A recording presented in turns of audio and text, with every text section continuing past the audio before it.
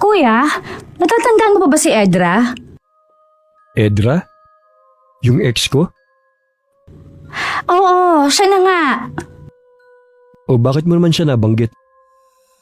Ano kasi kukunin daw niya akong ninang ng anak niya. Kung hinihingi mo ang permiso ko, wala namang problema sa akin. Matagal na kaming wala ni Edra. Nagtataka lang rin kasi ako kung bakit niya ako kukunin ninang ng anak niya. Oo nga, friends kami sa Facebook pero kahit kailan, hindi naman siya nagchat-chat sa akin eh. Nito lang huli dahil kukunin nga raw akong ninang. Saka kahit noon kayo pa, di ba? Hindi naman kami malapit sa isa't isa.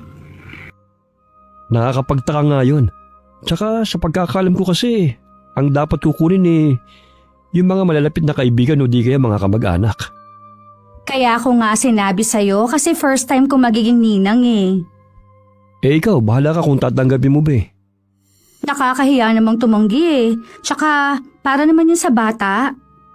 Tandaan mo lang, may malaking responsibilidad din kapag naging ninang ka. Kasi ikaw ang tatay yung pangalawang magulang ng aanakin mo sa binyag. Kaya ko naman sigurong gampanan ng pagiging ninang. Alam ko naman kaya mo. Mabait ka naman sa mga bata eh. I-chat ko na siya na payag na ako na maging ninang ng anak niya. Medyo kabado pa ako habang nagtitipas sa cellphone ko. Sa iisang barangay lang naman kami nakatira ni Edra. Malapit na nga lang sa labasan ng bahay nila. Nagulat pa ako nang sabihin ni Edra na isasali niya ako sa GC ng mga ninong at ninang. Hindi ko kasi alam na uso na pala ang ganon. Palibhasa nga kasi ngayon lang ako magnininang sa binyag. Wala akong alam sa mga ganong bagay. Ang dami namang pauso ngayon. Ako tuwing nag-aanak ako sa binyag wala namang ganyan. Kaya nga tinatanong kita kung normal lang ba ang ganito. Eh siguro, hindi ko alam eh. Sabi ko nga, wala namang kaming ganyan noon eh. Ay, nabasa ko nga sa group chat namin na maraming request yung si Edra. Parang gusto ko na tuloy mag-back out. Bakit? Ano ba mga request ni Edra? Bawat ninang at ninong may nakatoka sa kanila. Katulad ko, 5-layer na cake ang nakatoka sa akin. Yung iba, lechon naman. Ha? Bakit may ganun? Alam mo ba kung gaano kamahal ang cake ngayon? Tapos 5-layer pa kamo? Yun ang nasa GC namin eh. Tapos kailangan daw 2 blue bills ang pakimkim. Masyado naman yata yan. Ikaw nga nung 18th birthday mo, wala man lang cake eh. Umabot ka na nga ganyang edad, hindi ka pa nakakaranas ng ganong kalaking cake. Tanggihan mo na yan, Kat. Kuya naman, nakakahiya na eh. Umuon na kasi ako eh. Baka mamaya machismis pa ako. Eh pang-aabuso na sa inyo ang gusto niya mangyari. Ano akala ni Edel sa mga ninot ninang? Mga mapipera? Kilala ko nga yung ibang kinuha niya eh. May pera talaga sila kasi maganda ang trabaho nila. Eh ako, kaka-endo ko lang sa trabaho ko. Kaya nga, i-PM mo na lang na aatras ka na kamo at wala kang pambili ng cake. Nahihiya talaga ako kuya. Tsaka diba, bawal tanggihan ng bata. Baka malasin naman ako. Kung may pambili ka ng cake, di tuloy mo. Pero ako sa totoo lang, hindi ko gusto ang ganyang estilo sa pagkuha ng ninong at ninang. Ay, bibili lang siguro ako ng cake kahit yung maliit lang. Maiintindihan naman siguro niya yun dahil wala akong trabaho. Dahil nahiyari naman ako na maliit na cake lang ang bilhin, sinunod ko na lang ang sinabi na magiging kumari kong si Edra. Nagtanong din kasi ako sa mga kasama ko. Sinunod naman daw nila ang request sa kanila.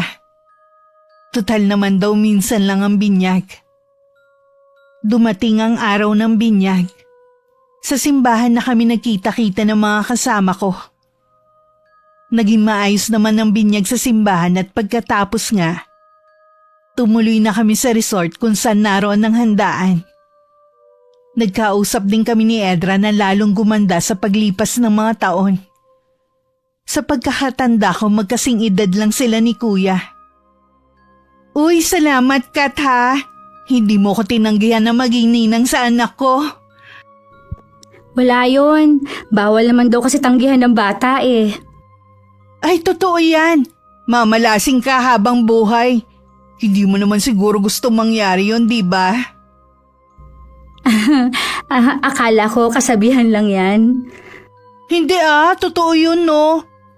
Salamat nga pala sa napakalaking cake ha. Nag-enjoy lahat ng mga bisita.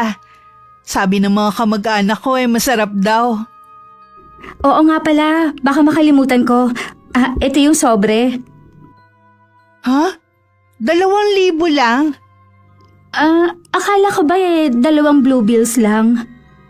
Kaya ko lang sinabi yun na 2 blue bills para hindi bababa doon ang bigay ng mga ninong at ninang. Pero dapat mas mataas pa ron. Ikaw lang tuloy nagbigay ng ganitong halaga. Pasensya na ha. Hindi ko kasi alam eh. First time ko kasing magninang eh. Babawi na lang ako sa susunod. Dapat lang na bumawi ka sa susunod sa inaanak mo, no? Tumango na lamang ako bago bumalik sa inuupuan ko. Hindi ko rin magawang tumingin sa mga katabi ko sa lamesa. Alam ko kasi na sa akin nakatuon ang mga mata nila. Bumulong sa tenga ko ang babaeng ninang din na katabi ko. Sinabi niya na siya nga daw 1,000 lang ang inabot niya. Kaya hindi daw siya pinapansin ng kumari naming si Edra. Napangiti na lang ako at in-enjoy na lang ang pagkain bago umuwi. Pagdating sa bahay, naabutan ko na si Kuya Axel na galing sa trabaho. Kumusta ang binyag? Ayos lang. Wala bang pasyaron dyan? Wala eh. Hindi ko nga natikman yung cake na dala ko eh. Pero sabi ng nakatikim masarap daw. Ang laki ng cake na dala, wala man lang pa-take out si Edra. Lahat naman kami walang dala. Ang dami pala namin. Bale, 50 pares kaming ninang at ninong. Wow! Ang dami pala. Aba, bawing-bawing na mag-asawa ang mga nagastos nila. Nagreklamo nga si Edra sa binigay ko na 2,000 eh. Dapat daw mas mataas pa doon. Ibang klase rin Ginawang negosyo ang binyag. Sabi ko naman sa iyo umatras ka na. Kaso nahihiya ka mo. Para tuloy ayoko nang mag-anak sa susunod. Ganun ba talaga ang ex mo? Alam ko lang dominante siya Ay, oo nga pala. Mukhang pera din. Kasi gusto niyang hawakan ng sahod ko nun Sana pala nakinig na lang ako sa'yo. Huwag ka na magsisi, tapos na Kumain ka na lang. May dala akong pagkain.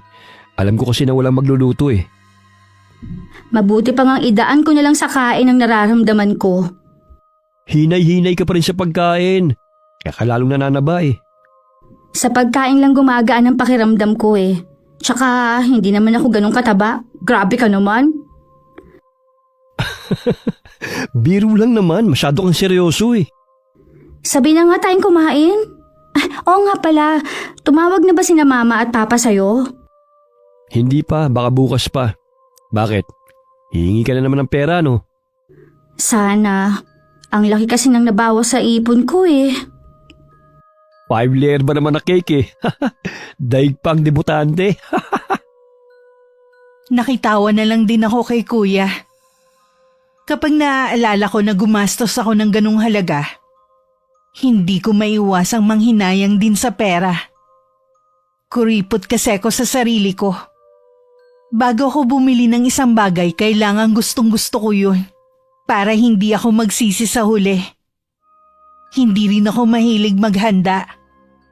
Kumain lang sa labas kasama si Kuya Axel ay masaya na ako. Kahit sinasabihan ako ng mga magulang namin na padadalhan ako ng panghanda, itinatabi ko lang din ang padala nila. Nasa ibang bansa ang mga magulang namin ni Kuya Axel at bihira lang umuwi dito.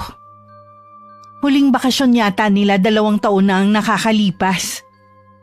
Baka sa susunod na taon sumunod na rin kami ni Kuya Axel doon. Gusto kasi ng mga magulang namin na sama-sama na kami. Uy, yung sinalang mo sa washing machine, kanina pa tumigil ang ikot. Inunom mo ba yung jacket ko? Isusunod ko na yon. Dapat yun ang inuna mo. Alam mo naman na matagal matuyo yun Maaga pa naman Matutuyo yon, wag ka mag-alala. Ano bang sinisilip mo dyan sa kabilang bahay? Kanina ka pa dyan Ilang araw ko nang napapansin na maraming tao dyan kina Lola Iska eh. Nagtaka ka pa eh. Manggagamot yung kapatid ni Lola Marta natin. Napakarami ngayon. Hindi katulad ng mga nakaraan.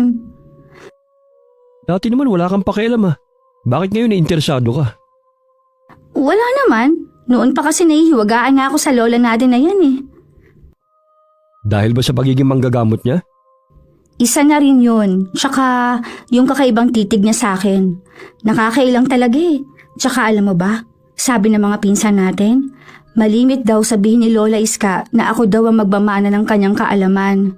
Diba ang weird nun?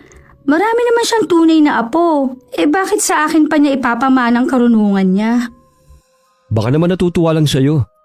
Hayaan mo na lang. Ay, babalikan ko na nga yung mga nilalabahan ko. Mabuti pa nga. Yung jacket ko isunod mo ng isa lang. Nang araw na yun, umalis ako para makipagkita sa dati kong kaklase. Bali 3 kaming kakatagpuin niya. Sa Hong Kong na kasi siya nagtatrabaho at bihira nang umuwi rito. Kaming 4 talaga ang malapit sa isa't isa mula nung high school. Dahil abala ako sa pakikipaghuntahan sa mga kaibigan ko, hindi ko alam na nagchat pala ang kumari kong si Edra. Napupunta siya sa bahay namin. Nang mga oras na yun, kasalukuyan naman nagtatabas ng damo ang kapatid ko nang dumating ang kumari ko. Wala si Kat ngayon eh. Nakipagkita sa mga kaibigan niya. Alam ba niya na pupunta ka ngayon? Nag-message ako sa kanya kanina eh. Pero hindi pa niya siguro nababasa. Malamang nga. Kasi siguradong busy yun. Bihira lang kasi sila magkita-kita eh. Pwede ko ba siyang hintayin? Baka dumating na rin siya eh. Sige. Pwede naman. Kaya lang hindi ko alam kung anong oras siya darating eh. Okay lang, hihintayin ko na rin siya. May gusto ka bang inumin? Salamat na lang.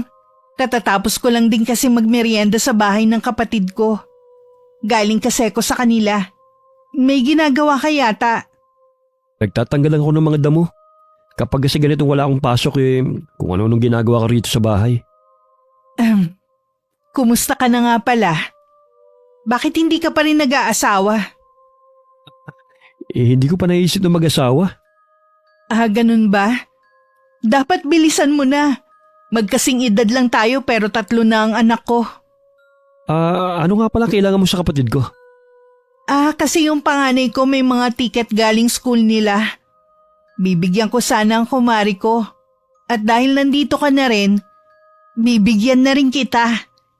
Tig-10 kayo ni Maring Kat. 100 ang isang ticket. Ang dami naman. Hindi pa pwedeng bawasan mo? Ano ka ba? Tig-10 na nga lang kayo ni Mari eh. Medyo mabigat din kasi sa bulsa eh. Lalo na kay Kat. Wala naman siyang trabaho eh. Kayo pa ba mawawalan? Huwag nga kayong kuripot. Wala pa naman kayong mga asawa eh. Tsaka, barya lang yan sa inyo no?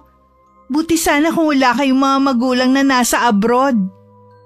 Kasi hindi ko pwedeng kunin din yung kay Kat nang hindi niya alam. Hindi yun tatanggi. Kaya kunin mo na lahat ng tiket.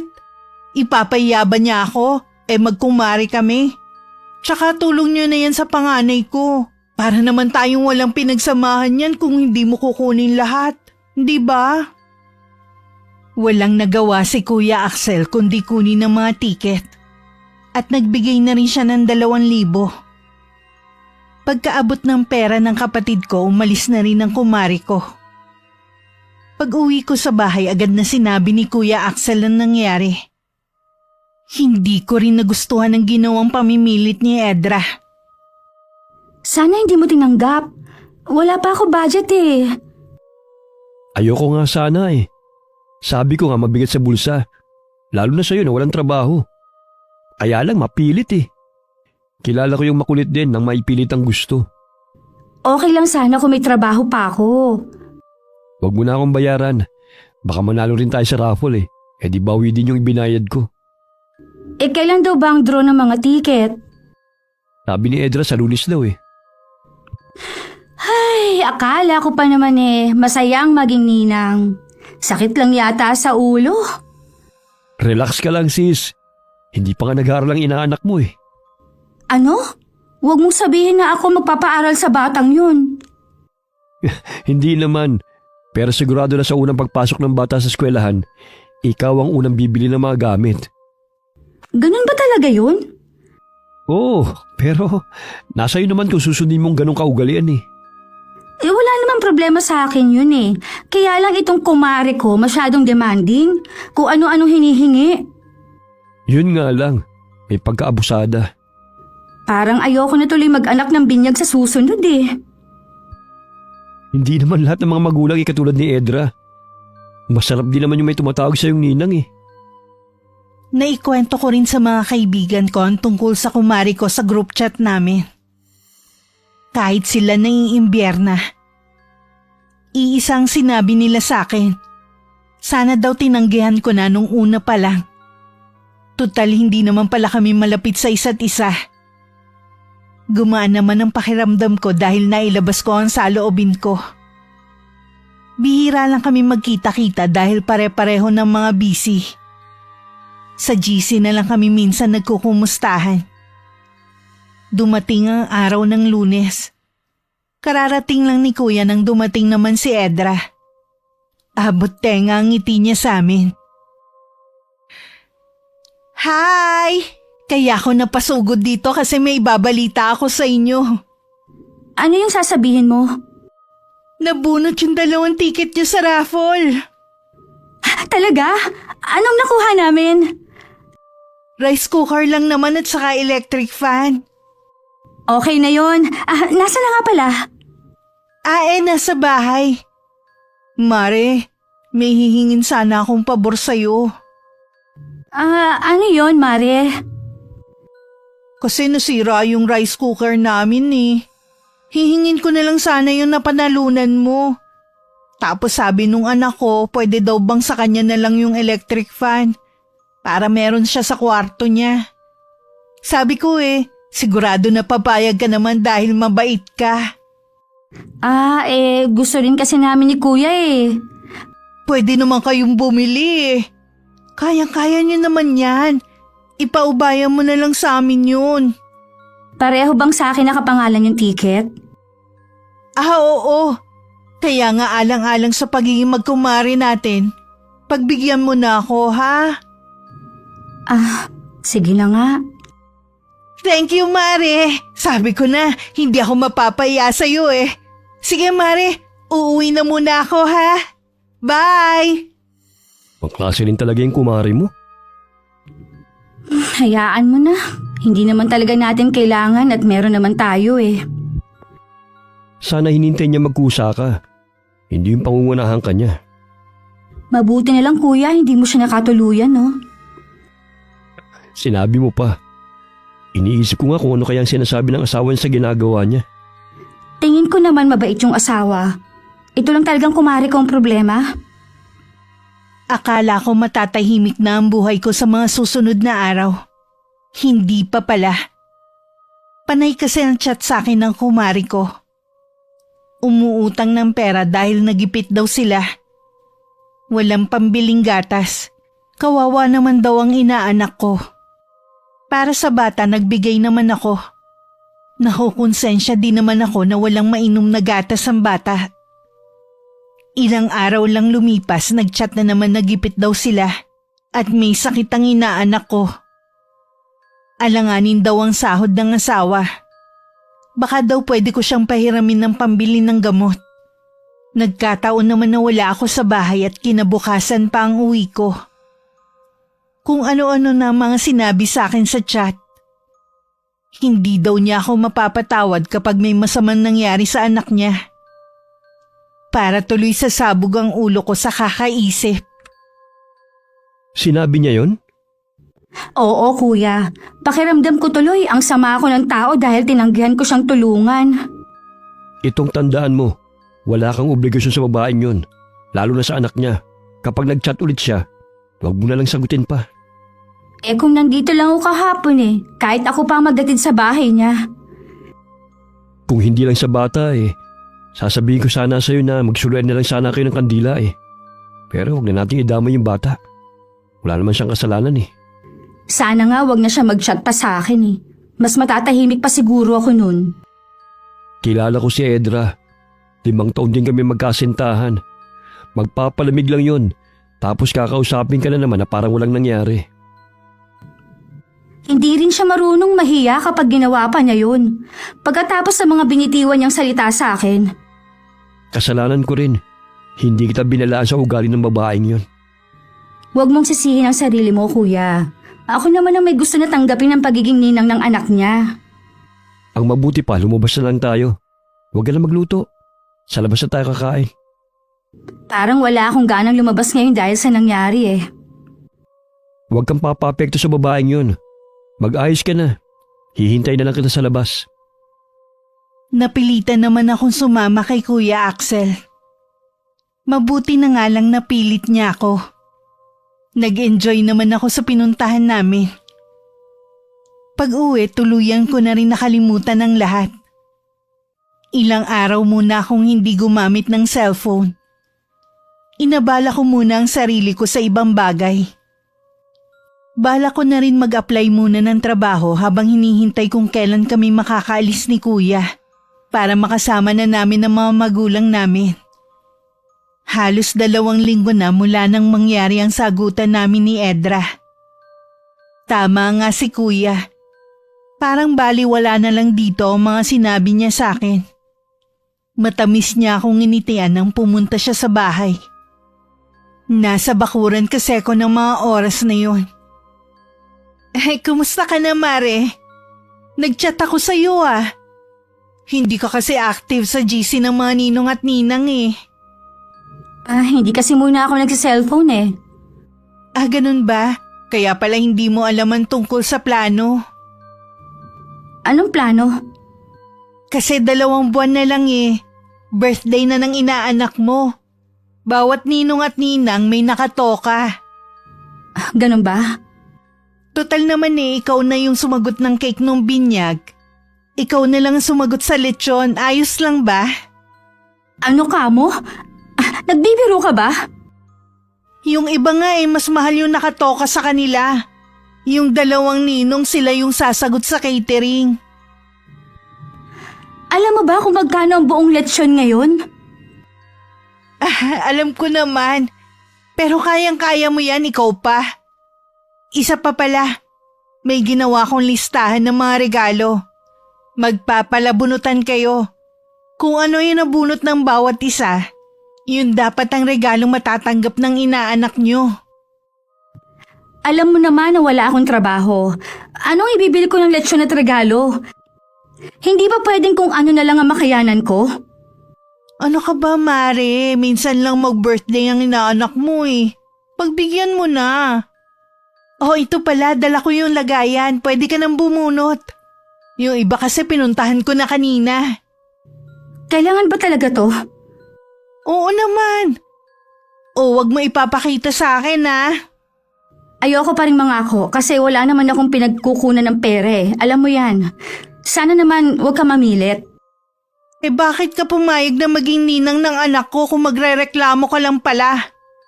Hindi ko naman kasi alam na ganito pala magiging papel ko sa anak mo. Naku, Catherine, swerte kaya ang nag-aanak sa binyag, no? Kaya wag ka ng puro reklamo. Kapag nagkaanak ka rin, maiintindihan mo ko. O paano, aalis na ako ha? Pupunta pa kasi ako sa isa nating kumari eh. Sa GC na lang tayo mag-usap-usap ha. Bye! Marami pa sana akong gustong sabihin pero nagmamadali na si Edra na umalis. Kumaway pa siya sa akin.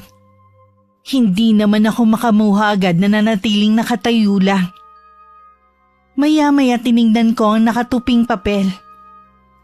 Nanlaki ang mga mata ko nang mabasa kung anong regalo ang nabunot ko. Ilang oras din akong tulala hanggang dumating na nga si Kuya galing trabaho. Sinabi ko naman sa kanya na pag-usapan namin ni Edra. Tawang-tawa pa siya nung una. Nang makita niya ako naiinis na, bigla naman siyang sumeryoso. Huwag ka na magalit dyan. Hindi naman ikaw ang tinatawanan ko kundi yung plano ni Edra eh. Sa pagkakataong ito, Hindi ko nahahayaan na siyang masunod. Hindi ba siya marunong mahiya? iPad ang gusto niyang iregalo ko sa anak niya? Anong malay ng bata wala pang 1 taon. Malamang siya o ang 2 niyang anak ang gagamit. Ako nga nagtitiis sa luma kong cellphone tapos siya hihingi ng ganong regalo. Sumusobra na nga talagang babaeng yun. Ay, magpapadala lang ako ng regalo na kung ano ang gusto ko. Bahala ang ibang ninang at ninong kung susundin nila ang kapritsyo ng kumare namin. Tama yan, Kat. Manindigan ka kung anong tama. Sa totoo lang, masyado na ring abusado ang ibang mga magulang. Hindi na nila binibigyan ng konsiderasyon ng mga kinukuha nilang ninong at ninang. Ang pinakamalala sa kanila yung ex mo. Huwag ka naman magalit sa akin. Matagal na naman kaming wala ng babaeng yun eh. Ay, kahit kailan talaga. Ayoko nang mag-anak sa binyag. Grabe ang trauma ko sa nararanasan ko ngayon. Huwag mong sabihin yan. Hindi naman lahat tulad ni Edra. Katulad ni Abby. Kukunin daw tayong ninong at ninang sa binyag ng anak niya. Si Ate Abby ba na apo ni Lola Iska ang tinutukoy mo? Oo, wala nang iba. Bumalik na sila dito sa lugar natin. Nung 1 araw lang daw sila dumating. Sa bahay ba dyan sa kabila sila nakatira? Oo, puntahan mo minsan. Naiilang ako kay Lola Iska Mabait naman si Lola Iska. Alam ko naman yun. Iba lang kasi siya makatitig sa akin para bang binabasa niya ang kaluluwa ko. Kasi nga paborito ka niya. Sa'yo nga niya planong ipamana yung kanyang karunungan sa panggagamot eh. Ay nako, wala akong balak maging albularya, no? Pwede mo namang tanggihan kapag inano ka ni Lola Iska. Kinabukasan dinalaw ko si Ate Abby sa kanila. Wala noon si Lola Iska. Meron daw pinuntahan kaya napalagay naman ako. Nasa 2 buwan pa lang ang anak ni Ate Abby at ng asawa niya. Wala na daw silang balak sundan dahil sa hirap ng buhay. Nalaman ko rin na puro kamag-anak lang ang kinuha niyang ninong at nina. Para daw nasa malapit lang at hindi na rin iba. Sa pag-uusap namin, hindi ko rin napigilan na ikwento si Edra. Nagulat siya nang malaman na ninang ako ng bunso ng babae. Sinabi rin niyang ganun daw talaga ang ugali ng babaeng yun. Pauwi na sana ako noon nang ipatawag ako ni Lola Iska. Dumating na pala siya at lamang nandun ako. Mabuti naman iha, dumalaw ka rito. Opo. Nabalitaan ko po kasi na nandito na nga daw sina Ate Abby. Kukunin daw niya po kami ni Kuya Axel na ninong at ninang. Mabuti naman hindi na iba ang mga kukunin niya. Mahalaga kasi ang gabay ng mga ninong at ninang. Kung sakaling hindi magampanan ng mga magulang ang kanilang tungkulin. Oo nga po. Lola, kumusta naman po kayo? Ayos lang naman, Apo. Mas magiging masaya sana ako kung dadalasan mo ang pagdalaw sa akin dito. Baka kasi mamaya makaalis na kayong magkapatid. Sige po Lola Iska, dadalawin ko po kayo palagi. Wala naman po akong ginagawa sa amin. Salamat, Apo. Siya nga pala. Nakikita ko na lagi mong kausap si Edra. Iwasan mo siya, Apo. Kapahamakan lang ang idudulot niya sa'yo. Ano po ang ibig ninyong sabihin? Dadanas ka ng matinding paghihirap dahil sa kanya. Hindi maganda ang aura niya. Gustuhin ko man po kasing iwasan siya, hindi po ganun kadali. Inaanak ko po kasi ang bunso niyang anak. Hay, mag-iingat ka pa rin sa kanya.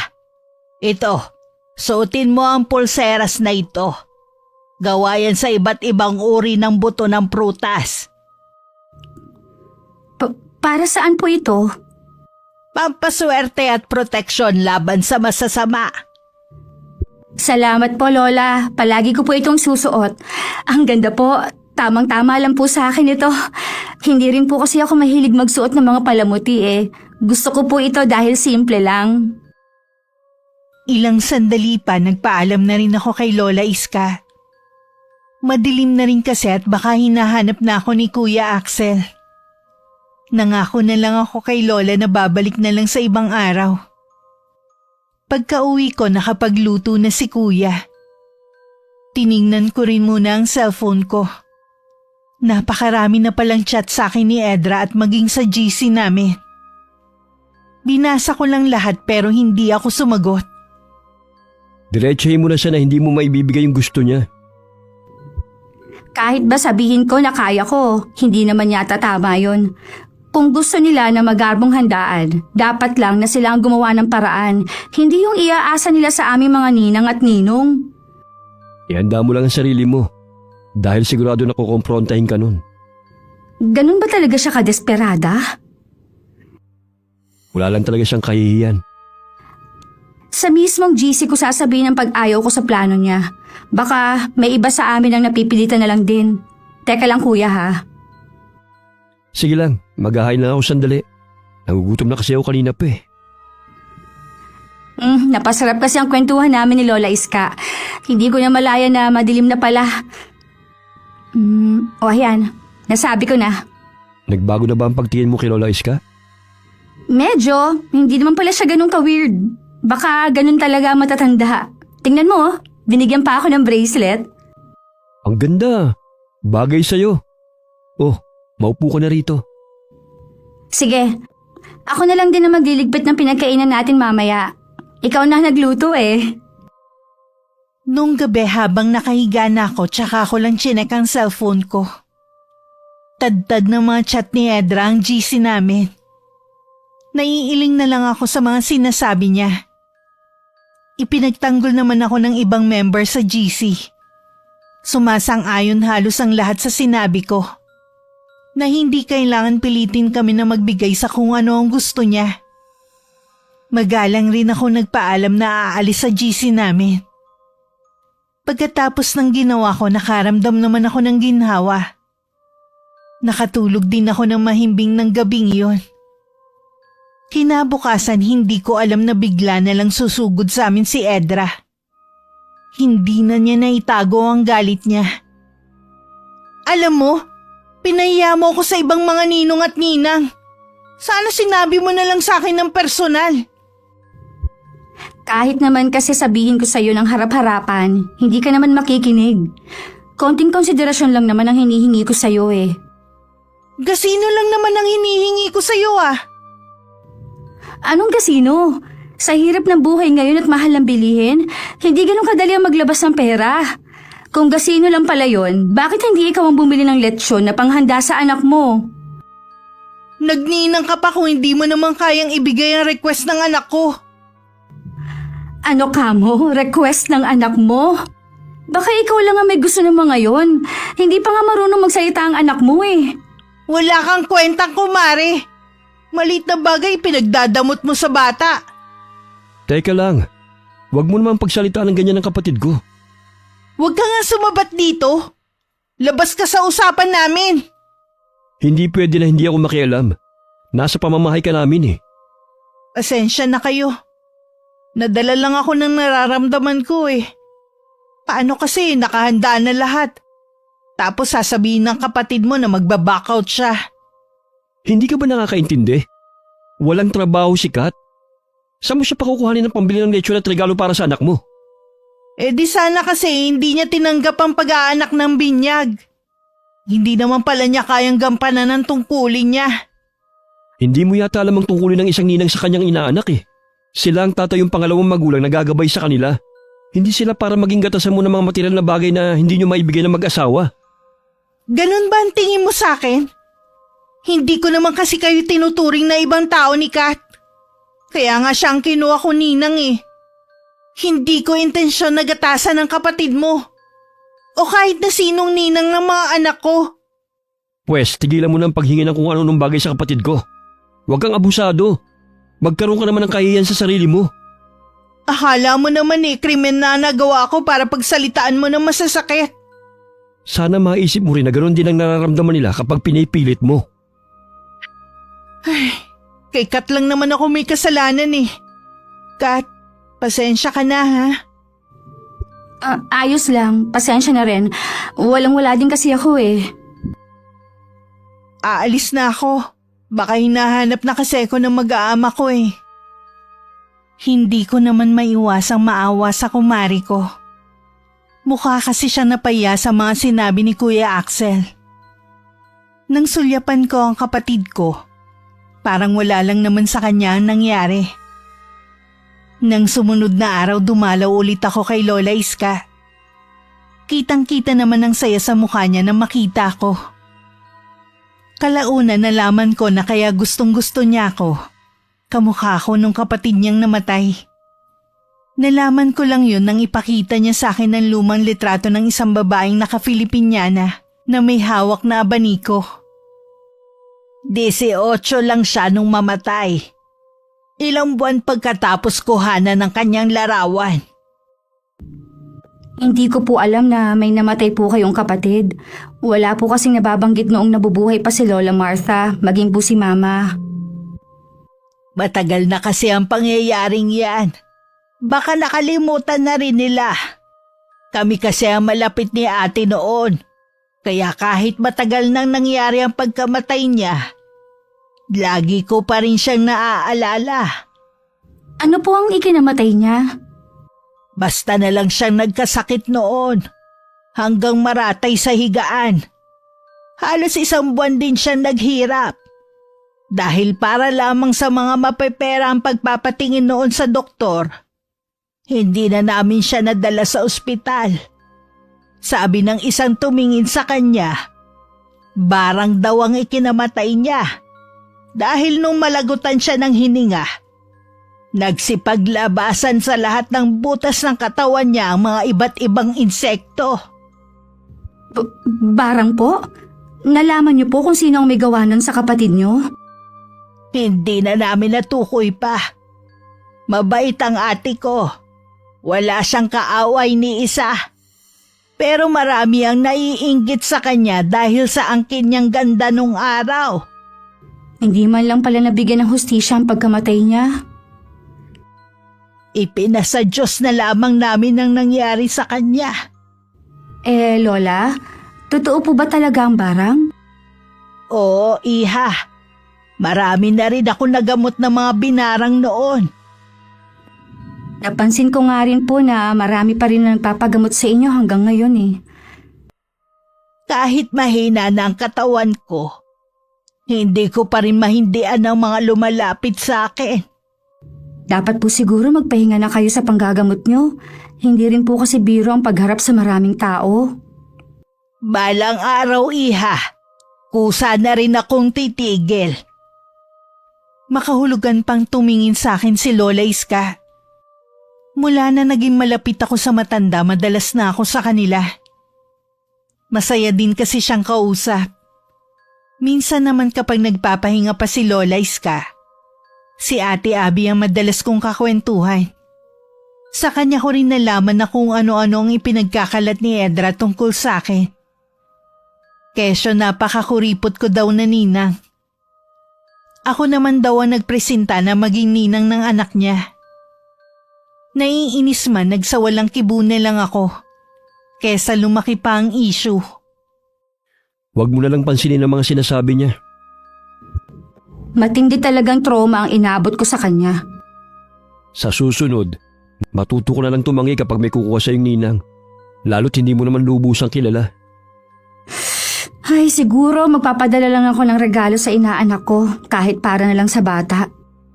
Pwede rin naman, tapos tuwing Pasko mo na lang bigyan ng regalo. Malapit na rin pala ang pabinyag ni Ate Abby. Wala pa tayong nabibiling regalo. Sabay na tayong bumili sa 1 linggo. Nagpadala pala sila mama ng panggastos natin dito. Bilhan na rin daw natin ng regalo yung anak ni Abby. Sabik na rin ang mga yun sa apo. Di ba nga, pinipilit ka niya dati na mag-asawa na? Hindi ko pa talaga oras para mag-asawa nun. Meron naman daw sa yung irareto sina mama kapag naroon na tayo. Ayaw talagang tumigil ni mama. Sabi ko nga sa'yo gusto na nilang magkaapo. Siyempre, ikaw ang kukulitin nila. Huwag na nga natin pag-usapan ng tungkol sa bagay na yan. Alis muna ako ha. Magkikita kasi kami ng kaibigan ko Ilak mo ang pinto ha. May dala naman akong susi Sige kuya, mag-iingat ka ha. Dumating ang araw ng kaarawan ng inaanak ko kay Edra. Wala akong balita kung natuloy ba ang paghahanda niya. Ipinaabot ko lang kasi ang regalo ko. Nung dumating ang araw ng pabinyag ni Ate Abby, hindi ko akalain na imbitado rin pala ang mag-asawa. Sabi ni Ate Abby, asawa raw niya ang nag-imbita sa kanila. Habang nakaupo ako sa sulok, lumapit naman sa akin si Edra. Oh, isa ka pala sa mga ninang ng anak ni Abby. Oo, kami ni Kuya Axel. Mga pinsan nga lang ang kinuha ni Ate Abby ng mga ninong at ninang. Wala talaga kayong kawala. Madali kayong hagilapin kapag Pasko.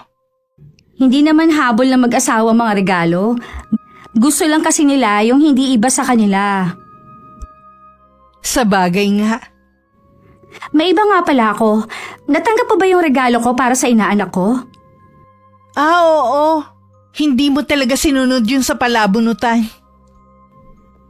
Hindi talaga kaya ng bulsa kong hinihingi mo eh. Kita mo nga itong cellphone ko, ilang taon na ito. Hindi ko pa rin napapalitan. Eh di ba nasa abroad ang mga magulang nyo?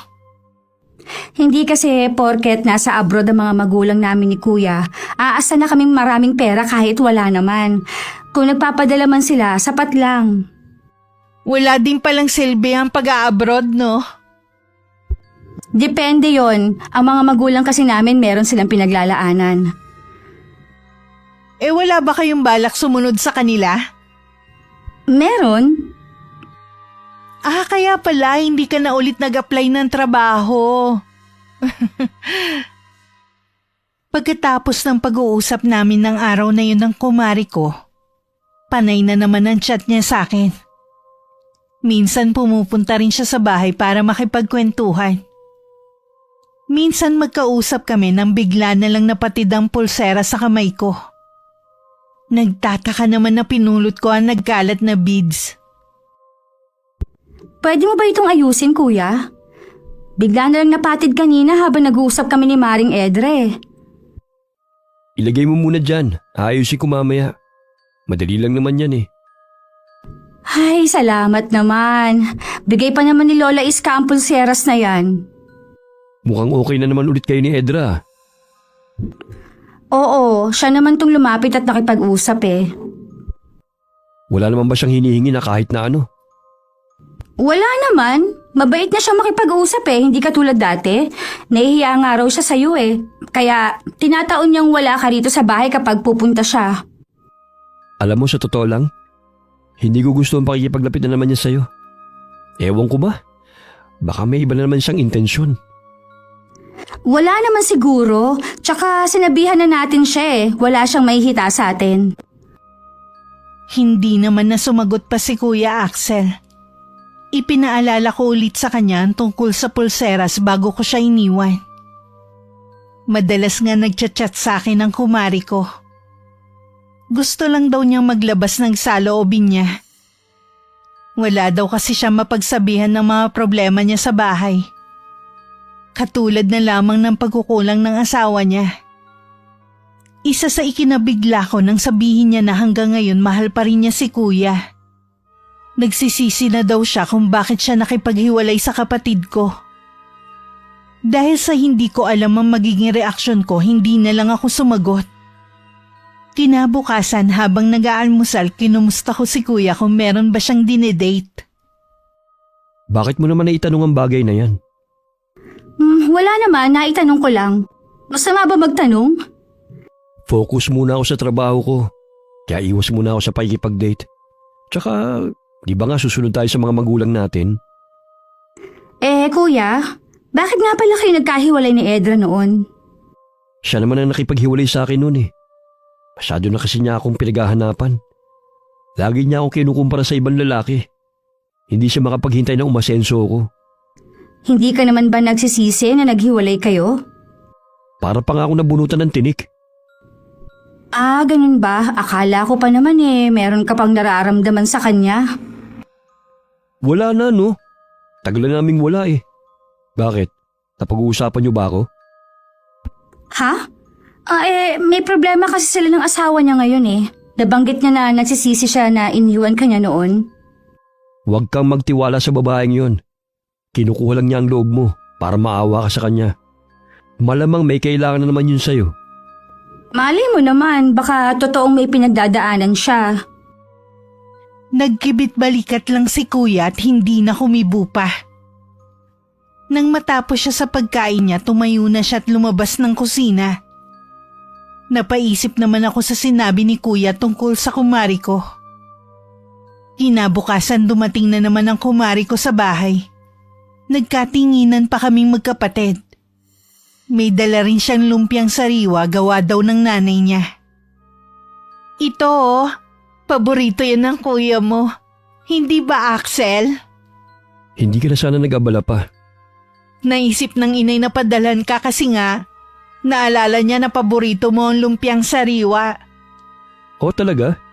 Akala ko ba ayaw niya sa akin noon? Bakit ngayon naalala niya ako? Gusto ka naman talaga ng inay noon. Mukha lang hindi kasi nga lagi siyang pagalit magsalita.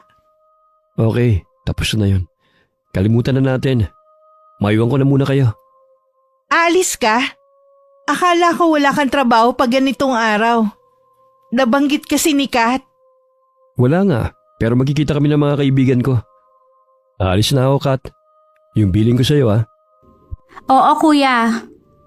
Madalas ba siyang umalis? Oo, yun lang kasi ang libangan niya eh. Ang sarap pala ng buhay ng kuya mo, no? Balita ko maganda rin ang trabaho niya. Bakit nga pala wala pa siyang sasakyan? Noon pa naman ayaw niya. Hindi daw praktikal. Oo nga pala. Nabanggit mo na susunod kayo sa mga magulang niyo sa ibang bansa. Oo, baka isa rin yun sa dahilan ni Kuya Axel. Ang swerte ng mapapangasawa ng kuya mo, no? Ay, oo. Swerte talaga ang nirereto ni Mama sa kanya. Merong nirereto sa kanya? Oo. Kaya nga minamadali na kami sa pag-aayos ng mga papel eh. Kaya nga pala ako nandito. Nakakayaman eh. Pwede ba akong manghiram sa'yo ng pera? Huwag mo na sanang babanggitin sa kuya mo, ha? Saan mo ba gagamitin? Matagal pa kasi ang sahod ng asawa ko eh. Ibibili ko sana ng gamit ng mga bata. At pakakainin ko sila sa labas. Ito lang kasi ang mapapahiram ko sa'yo eh. Ha? Ito lang? Kasi medyo malaking halaga kasi ang kailangan ko eh. Pasensya ka na ha, yan lang talaga ang pera ko. Galing pa nga yan kay kuya eh. Ay, sige.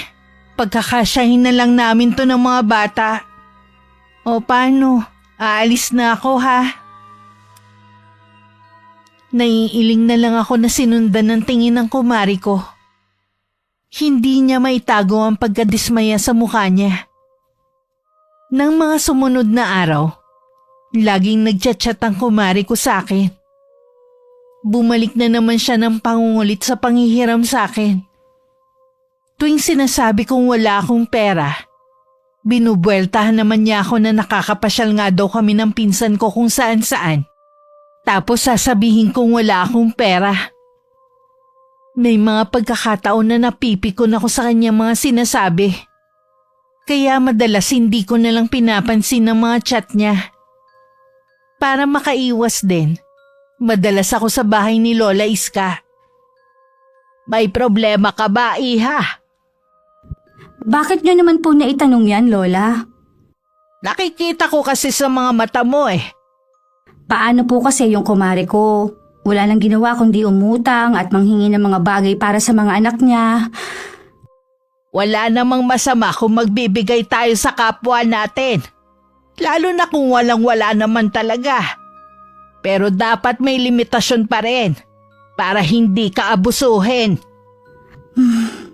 Nagbibigay lang naman po ako dahil sa inaanak ko. Kaya lang po napansin ko na umaabuso na rin. Hindi ko na nga lang po pinapansin ang mga chat niya sa akin eh. Si Edra ba ang tinutukoy mo? Opo, siya nga po. Hindi maganda ang naririnig ko sa pamilya ng babaeng yon. Mabuti pa iwasan mo na bago ka pa mapahamak. Nabanggit niyo nga po sa akin yan dati pa.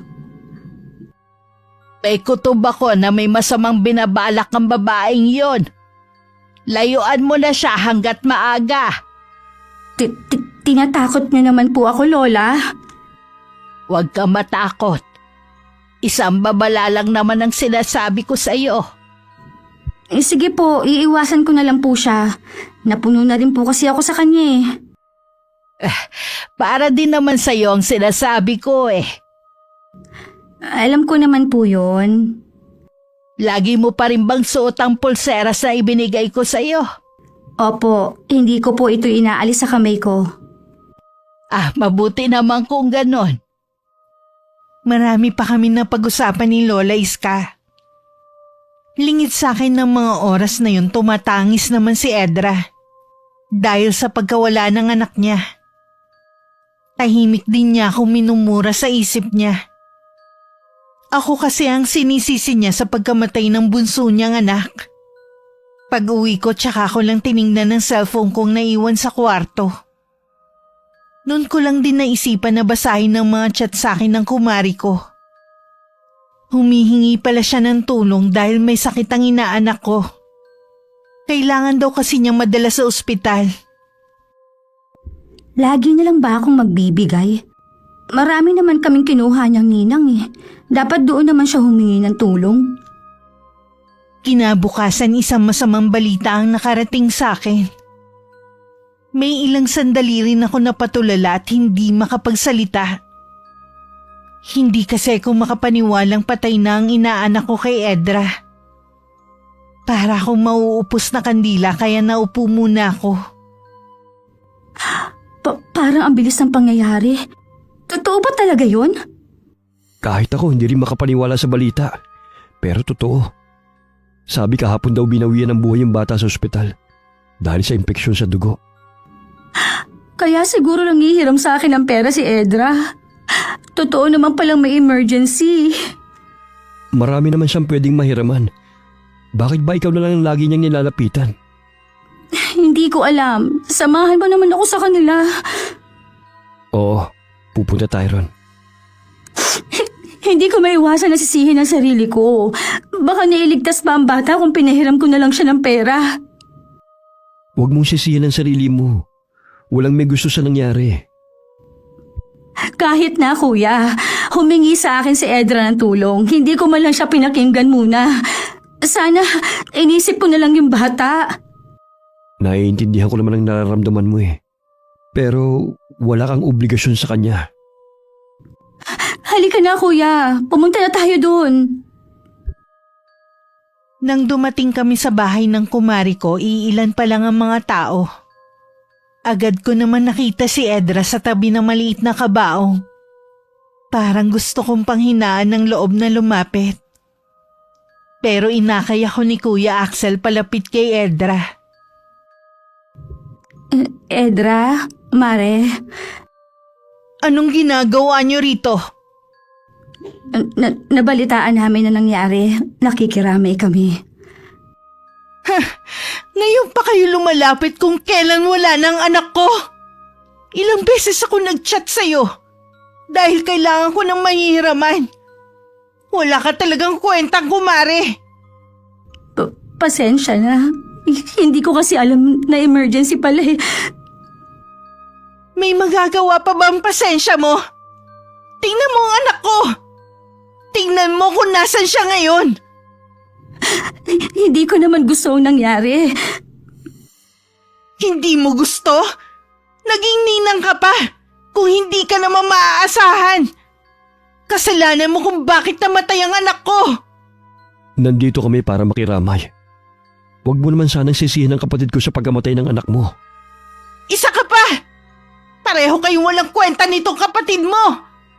Alam mong marami nang naitulong ang kapatid ko sa'yo. Kaya sana naman, huwag mong sabihin na wala siyang kwenta. Isa pa, hindi niya obligasyon na tuwing hihingi ka ng tulong, lagi siyang meron. Dito pa talaga ninyo naisip na manumbat ng mga ginawa ninyo? Hindi rin kasi tama na siyang sisihin mo sa pagkamatay ng anak mo. Mabuti pa umalis na kayo. Hindi ko kailangan ng pakikiramay nyo. Mare, Huwag mo akong tawagin, Mare. Mula ngayon hindi na tayo magkumare! Mabuti pa umalis na tayo, Kat. Naipaabot na rin naman natin ang pakikiramay natin. Hinila na ako ni Kuya paalis sa lugar na yun habang tuloy sa mahinang pag-iyak. Pagdating sa bahay, nagkulong ako sa kwarto ko. Hindi na rin ako bumalik doon. Hanggang mabalitaan namin na inilibing na ang inaanak ko. Marami ding kumalat na chismis tungkol sa nangyari. Naisip namin ni Kuya na marahil si Edra din na nagpakalat noon. Marami ang naniwala sa kanya. Pero mas marami ang pumanig sa akin. Lalo na ang ibang ninong at ninang ng bata. Huwag kang magpa-apekto sa mga sinasabi ng mga taga rito. Ang iba kasi nakikisawsaw lang sa issue. Hindi ko lang kasi maiwasan, Kuya eh.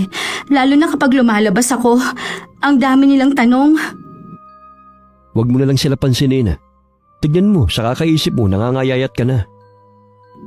Palalamigin ko na lang ang sitwasyon tapos pupuntahan ko si Edra. Hihingi ulit ako ng kapatawaran. Ayoko naman na may kagalit eh. Sige, ikaw ang bahala. Kuya. Ay! Hala, napatid na naman.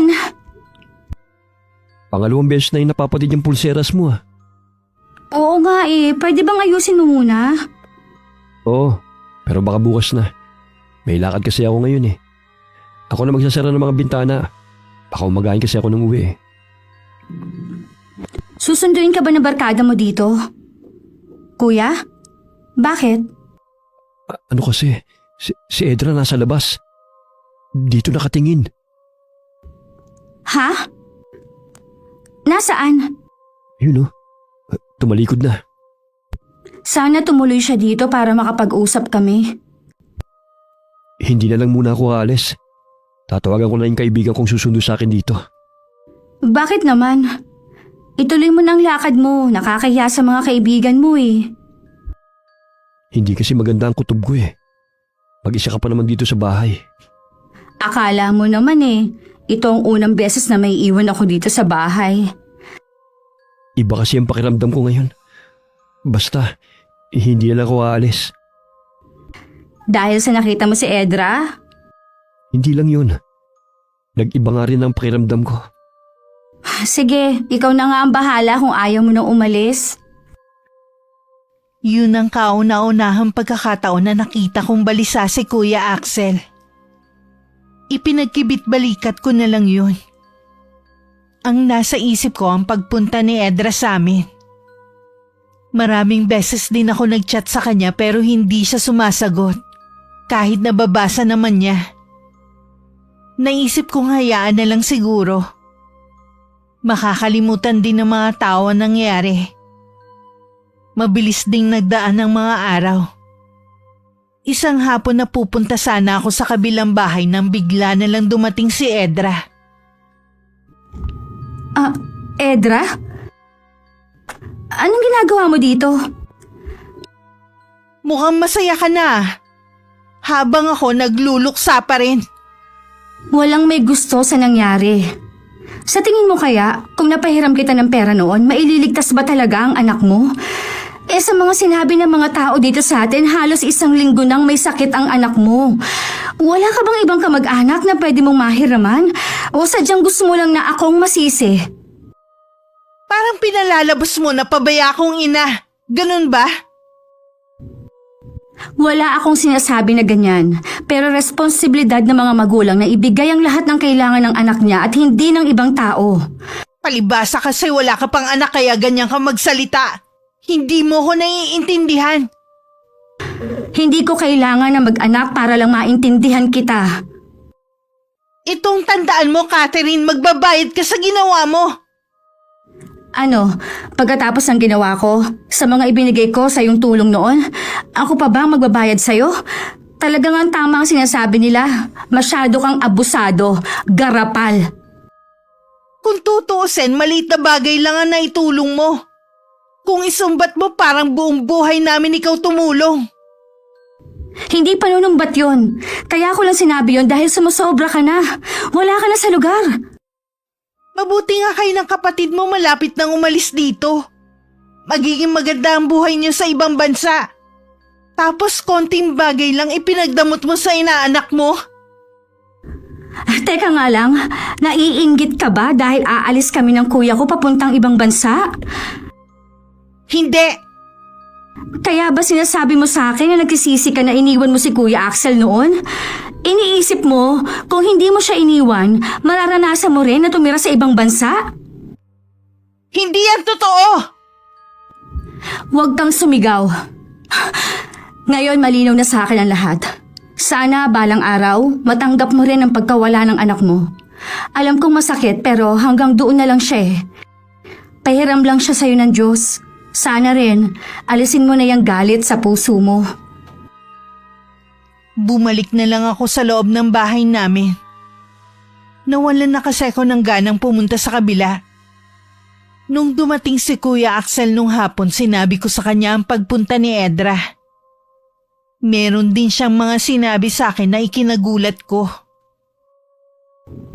Bakit hindi mo sinabi sa akin na nagchat-chat sa'yo si Edra? Hindi naman kasi ako interesado sa kanya na makipagbalikan. Wala akong balak manira ng isang pamilya.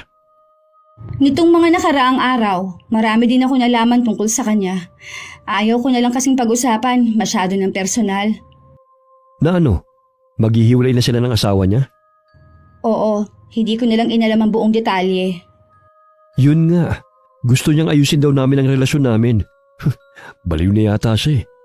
Samantalang dati ayaw ng pamilya niya sa akin. Dahil noong mga panahon na yon, hindi pa nila alam na nasa abroad ang mga magulang natin. Mga tao nga naman. Kaya nung gabi na makita ko si Edra, kinabahan ako. Baka kasi may gawin siya, kaya hindi na ako umalis. Nung hindi niya kasi ako makumbinsi na makipagbalikan sa kanya, nagbanta siya na may masamang mangyayari sa atin, lalo na sa'yo. Baka naman hanggang salita lang niya yon. Huwag nating seryosohin ang sinabi niya. Baka dala lang rin ang pagdadalamhati niya dahil sa pagkawala ng anak niya.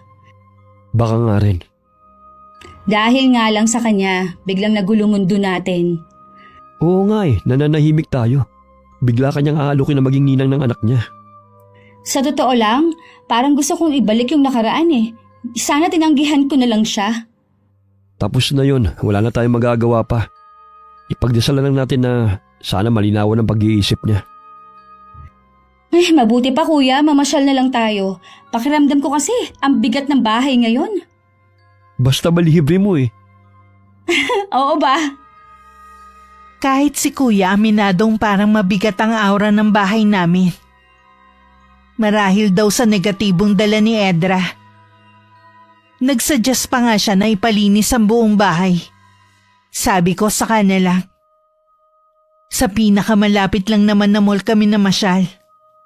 Habang naglalakad at dala ang milk tea, hindi ko maiwasan magpalinga-linga. Hindi naman ganun karami ang tao dahil alanganing araw. Pakiramdam ko kasi may mga matang sumusunod sa amin. Kanina ko pa yun nararamdaman.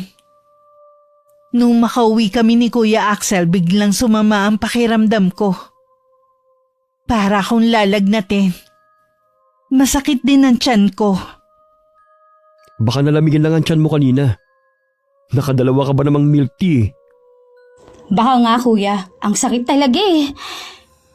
Gusto mo bang ipagtimpla kita ng mainit na gatas?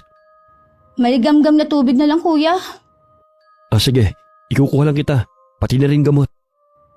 Bakit ba sobrang sakit? Hindi kaya nausog ako? Pero wala naman kaming nakausap ni kuya kanina. Papalaway na nga lang kay kuya kahit wala naman siyang usog. Oh, ito na ang tubig mo. Isabay mo na rin tong gamot mo. Sabi mas okay daw inumin ng maligamgam na tubig kapag iinom ng gamot. Salamat kuya. Siya nga pala, pwede mo ba akong lawayan? Baka nausog lang kasi ako. Sige ba, dawayan lang pala eh. Kung gusto mo, duraan ko pa eh. Kuya naman eh, kadiri ka.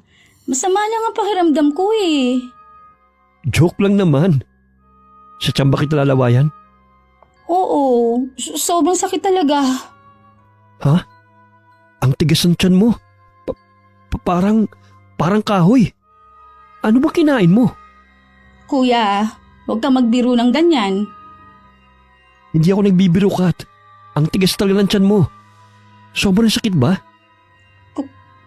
Oo, kuya eh. Baka bumuti na rin ang pakiramdam mo maya-maya. Nakainom ka na rin naman ng gamot eh. Gusto mo pa ng tubig? Hindi na, kuya. Itutulog ko na lang tong sama ng pakiramdam ko. Baka bukas maayos ng pakiramdam ko. Sa kabilang kwarto lang ako ha. Tawagin mo lang ako kapag may kailangan ka. Mababaw lang naman ang tulog ko eh. Nang makalabas si kuya sa kwarto ko, tumagilid ako ng higa. Patalikod sa may pinto. Sa ganung posisyon kasi ako nagiginhawaan. Nakaidlip naman ako. Pero pagsapit ng hating gabi, nagising akong nasusuka. Hindi pa man ako nakakatayo sa higaan ko. Isinuka ko na lahat ng kinain ko ng araw na yun. Inaapoy din ako ng lagnat. Basang-basa na rin ako ng pawis. Kahit nahihiya akong gisingin si kuya, tinawag ko pa rin siya. Kuya! Kuya Axel! Tulungan mo ako! Aray! Ang sakit ng tiyan ko! Kuya Axel! Tulong! Namaos na lang ako sa kakasigaw pero hindi nagising si kuya sa kabilang kwarto. Nagtataka naman ako kung bakit hindi siya magising sa lakas ng mga sigaw ko. Nakakaramdam na rin ako ng panghihina. Dahil kanina pa akong walang tigil sa pagsusuka. Napansin ko ring gumagalaw ang tiyan ko. Nang tanggalin ko ang kumot, ganun na lang ang takot ko. Nang makitang lumaki ito na parang lobo. Umaalon-alon din ito. Buong magdamag tuloy akong walang tulog dahil sa kakaibang nangyayari sa akin. Good morning sa maganda kong kapatid. Ayos na ba ang pakiramdam mo? Kat, anong nangyari sa'yo? Kuya, kagabi pa ako tawag ng tawag sa'yo. Hindi ka magising. Tinatawag mo ba ako? Wala akong narinig eh. Buong gabi akong gising dahil sa sama ng pakiramdam ko. Dapat pala, hindi mo na kita iniwan kagabi. Anong nararamdaman mo ngayon? Ang tiyan ko sobrang sakit. Nangihina na rin ako sa kakasuka. Teka lang, bakit may sugat ka? Kagabi wala naman yan ah. Hindi ko alam, kuya. Sobrang sakit ang buo kong katawan. Pakiramdam ko rin parang may tumutusok sa tiyan ko. Dadalhin kita sa ospital ngayon. Halika, tutulungan na kita magbihis. Kaya mo bang umupo? Hindi, kuya eh. Parang napaparilsa ang buo kong katawan. Ako na lang. Teka lang, kukuha ko ng damit mo. Binuhat na lang ako ni kuya para makasakay ako sa tricycle na tinawag niya. Pagdating naman sa ospital, agad ako inasikaso ng doktor at nurse sa emergency room. Binigyan lang naman ako ng mga gamot at ointment para sa mga tumutubo kong sugat sa katawan. Para makasigurado, nagpa-lab test na rin ako. Normal naman ang mga test ko. Sana may nakain lang akong nakasama sa tiyan ko. Kagabi talaga, sobrang laki na parang sasabog ang tiyan ko. Baka nga, kailangan siguro maging maingat ka na sa mga kinakain mo. Oo, kuya. Hindi ba tayo lalabas ng ospital? Hinihintay ko lang yung doktor na tumingin sa'yo. Kanina pa kasi ako kinikilabutan eh. Sa mall pa lang, pakiramdam ko merong nagmamasid sa akin. Akala mo lang yun. Dahil siguro sa dami ng iniisip mo. Basta kuya, huwag ka nga alis sa tabi ko ha. Oo naman. Lagi lang ako nasa tabi mo. Nung hapon nakauwi na rin kami sa bahay. Sa sala muna ako naglagay dahil nililinis ni kuya ang kwarto ko. Pagpasok pa lang sa bahay, ang bigat na ng pakiramdam ko. Para bang nawala na ang maliwalas na aura ng bahay namin. Lingid sa kaalaman namin ni kuya, itinuloy ni Edra ang plano niyang pagpapabarang sa akin. Kasalukuyan siyang nasa bahay ng kanyang lolo Hernan. Mag-isa na lamang naninirahan sa bahay na yun na matandang lalaki. Itinakwil na rin siya ng buong angkan niya dahil hindi niya magawang talikuran ng pagiging mambabarang. Noon lang din ulit nagpakita si Edra sa kanya dahil kailangan niya ng tulong ng matanda. Gusto ko siyang pasakitan. Higit pa sa nararamdaman ko sa pagkamatay ng anak ko. Akala mo ba'y mapaglalalangan mo ko, Edra? Ha? Ano pong ibig niyo sabihin? Wala lang naman talaga sa iyo ang pagkamatay ng anak mo. Mas nagagalit ka kasi hindi mo nakuha ang gusto mo. Manang-mana ka talaga sa iyong ina na puno ng inggit ang puso. Hindi ko po kailangan magpaliwanag pa sa inyo. Nangako kayo sa akin na tutulungan niyo ko. Ano pa ba sa tingin mong ginagawa ko ngayon? Hindi ba't ito naman ang gusto mo? Ang pahirapan ng babaeng yon? Opo. Gusto ko hindi na siya makaalis. Sila ng kapatid niya. Wala akong pakialam sa totoong ikinagagalit mo sa kanya. Sa ngayon, kasalukuyan na siya nagdurusa kagaya ng gusto mo. Pakatandaan mo lamang, oras na hindi ka magtagumpay sa plano mo, babalik sa iyo ang ginawa mo sa babaeng yon. Pagsapit ng gabi, nagumpisa na naman akong sumuka. Sa pagkakataong yun may kasama ng dugo at mga insektong katulad ng ipis, alupihan at mga uod. Nakakakilabot ang nakikita ko. Lalo't gumagalaw pa ang mga yun. Pero wala akong magawa kundi ang umiyak na lang. Lalo ring dumami ang mga sugat sa buong katawan ko. Maging ang loob ng bibig ko hanggang lalamunan may mga sugat na rin. Kuya, hindi ko na kaya. Pakatatag ka, Kat. Tinatawagan ko na rin ang mga magulang natin para ipalam ang nangyayari sa iyo. Huwag na, kuya. Ayokong mag-alala sila sa akin. Mag-aalala talaga sila sa iyo. Magulang natin sila eh. Nakikiusap ako sa iyo, wag na. O sige na, hindi ko na ipapaalam. Huwag ka nang umiyak. Aayusin ko muna yung mga damit mo. Dadaling kita ulit sa ospital. Ano kaya ang sakit ko, kuya? Hindi kaya noon pa may malubha na akong sakit tapos ngayon lang lumabas? Hindi ko masasagot yan, Kat. Kasi hindi naman ako doktor eh. Pero pangako, lahat gagawin ko para gumaling ka. Salamat, kuya. Hindi ko alam kung anong gagawin ko kung wala ka sa tabi ko. Kapatid kita. Dadamayan kita sa lahat ng oras. Teka lang ha. May kumakatok sa may pinto. Panay ang usal ko ng dasal sa isip ko ng mga sandaling yun. Hindi ako reliyosang tao, pero naniniwala ako sa kanya. Hindi man ako regular na pumapasok sa loob ng simbahan. Lagi naman ako nagpapasalamat sa kanya sa bawat biyayang ibinibigay niya sa akin. Alam ko pagsubok niya ito sa akin. Kahit sumusuko na ang katawan ko, lumalaban pa rin ang puso't isip ko. Kat, natutulog ka ba? Hindi, kuya. Pumikit lang ako kasi nasisilaw ako sa liwanag. Sino pala yung dumating? Nandito si Lola Iska. Catherine, apo ko! Lola? Huwag ka na matakot, nandito na ako. Tutulungan kita. Sabi ko na nga ba may nangyayari dito sa bahay ninyo. Salamat po. Dinalaw niyo ako. Hindi sakit ang dumapo sa'yo, kundi sumpa ng pambabarang.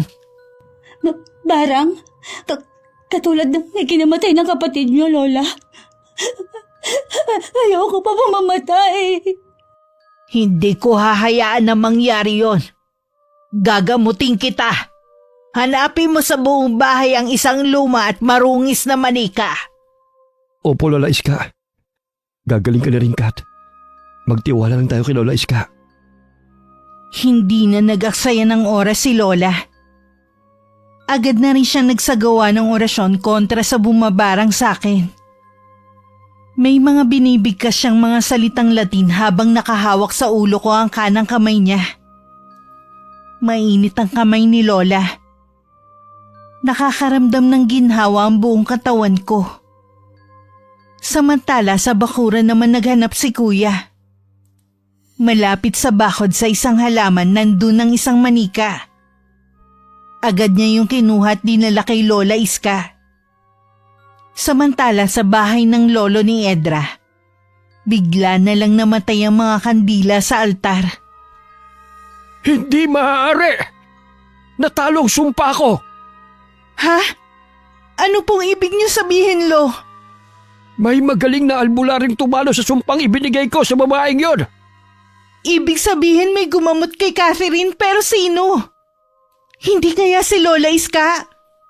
Mas malakas sa kanya kapangyarihan kaysa sa akin. Gumawa kayo ng paraan, Lolo Hernan.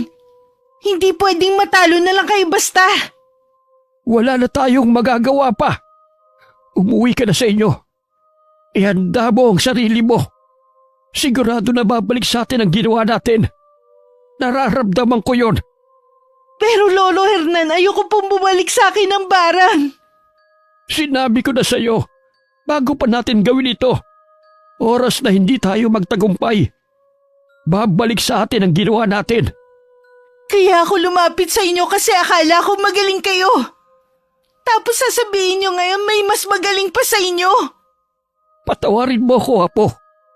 Humingi ka na lamang ng kapatawaran sa taong pinabarag mo. Baka sakaling makaligtas ka pa sa galit ng manggagamot na yon. Bakit pa kasi ako nagpadala sa galit ko? Kat, patawarin mo ko.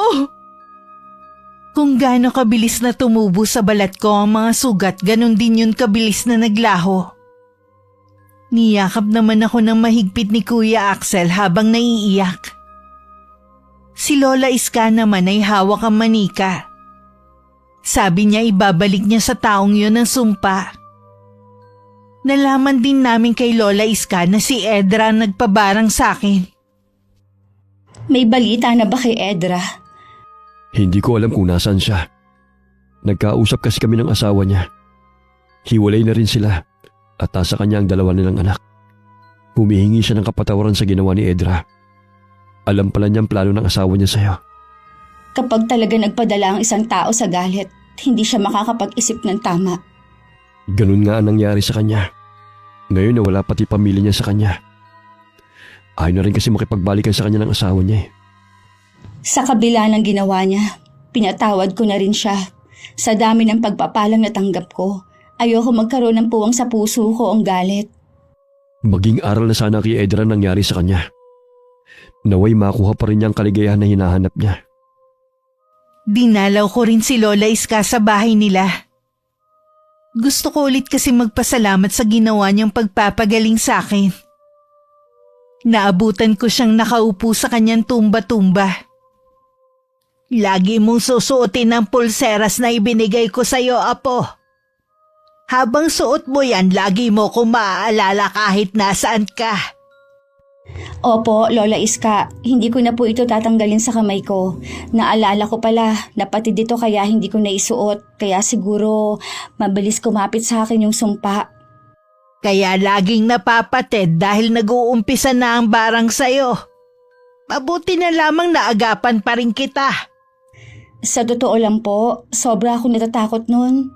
Naalala ko kasi ang kapatid nyo na namatay. Nung mamatay ang kapatid ko, nangako ako.